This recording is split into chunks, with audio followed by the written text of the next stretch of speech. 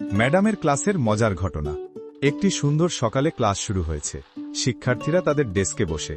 Madam টেবিলের পাশে দাঁড়িয়ে পড়াচ্ছিলেন। হঠাৎ ক্লাসে এক ছেলে দাঁড়িয়ে বলল, ম্যাডাম, আপনার কাঁধের তিলটা না খুব সুন্দর দেখাচ্ছে। ম্যাডাম কিছুটা রেগে গেলেন।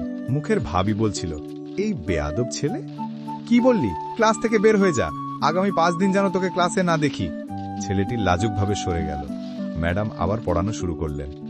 কিছুক্ষণের মধ্যেই আরেকজন ছেলে দাঁড়িয়ে বলল, ম্যাডাম, আপনার কোমরের তিলটা না হেব্বি লাগছে। ম্যাডামের রাগ আরো বেড়ে গেল। তিনি চিৎকার করে বললেন, কি? এক্ষুনি ক্লাস থেকে বের হয়ে যা, আগামী 10 দিন যেন তোকে ক্লাসে না দেখি। সবকিছু শান্ত হলো। ক্লাস আবার শুরু হলো। শিক্ষার্থীরা নীরবে তাদের বই খুলে পড়তে লাগলো। হঠাৎ হট্টগোল হলো। সবাই তাকালো, বল্টু তার ব্যাগ নিয়ে ক্লাস থেকে বের হয়ে যেতে লাগলো। ম্যাডাম বলল, বল্টু, কি ব্যাপার, তুমি কোথায় যাও? বল্টু একদম হতবাক মুখে উত্তর দিল, ম্যাডাম, আমি যা দেখেছি তা দেখে আমার মনে হচ্ছে আমার হয়তো আর স্কুলেই পড়া হবে না। এ কথা শুনে ম্যাডাম বেহুশ।